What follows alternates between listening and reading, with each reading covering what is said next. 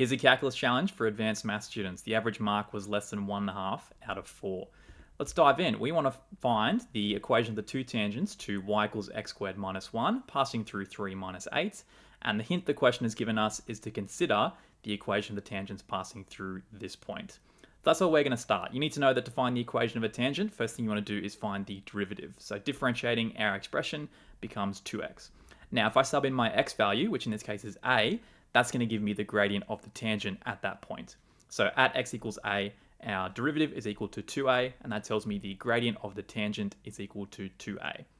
Okay, now you have the gradient and you've got a point, we can dive into the good old-fashioned point gradient formula. So for x1 and y1, I've got my coordinates just here, and for the gradient, I've got 2a from before. So subbing that in looks like this. Let's tidy it up a little bit by expanding out both sides. On the left, we get y minus a squared minus 1, and we get 2ax minus 2a squared on the right-hand side. Okay, simplifying even further, we can add a squared to both sides, which is going to make that negative 1a squared, and minusing the 1 across gets me y equals 2ax minus a squared minus 1. Now, what are we meant to do with that? Well, it says that we're trying to find the equation of the tangents which pass through this point here. Now, at this point here, the x value is 3 and the y value is minus 8. So the goal for this question is to find the values of a in this equation that correspond to x being 3 and y being negative 8. So that's what we're going to do. We're going to take this equation, we're going to make the left-hand side equal to negative 8, and we're going to sub in 3 for x. So we have minus 8 equals 2a times 3, which is going to be 6a. We've got a minus a squared there, and we had a minus 1 on the end that we're just going to add across the left-hand side and make that minus 7.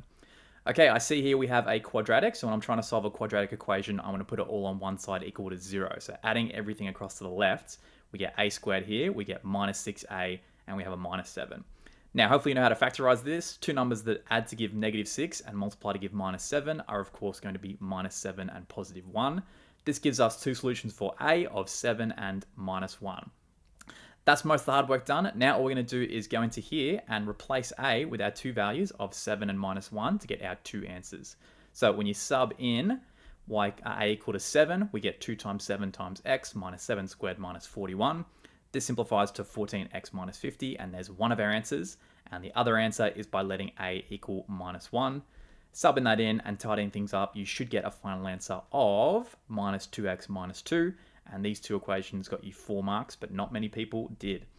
Good luck for your HSC, and let me know if you want to see any more types of questions before then.